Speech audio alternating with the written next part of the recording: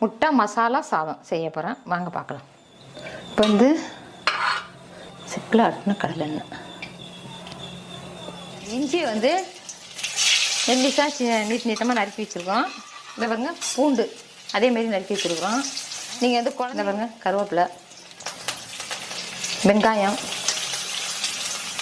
கொஞ்சோண்டு கொத்தமல்லி தழை, கொஞ்சோண்டு மஞ்சத்தூள், மல்லித்தூள், தனியாக அரைச்ச மிளகாத்தூள், வீட்டில் அரைச்ச தூள், ஜீரகமும் மிளகும் நுணுக்கி வச்சுருக்கேன் நான். தேவைக்கேற்ற உப்பு, வந்து தக்காளி நைஸாக நறுக்கணும், தக்காளி, கொஞ்சோண்டு வெண்ணெய்,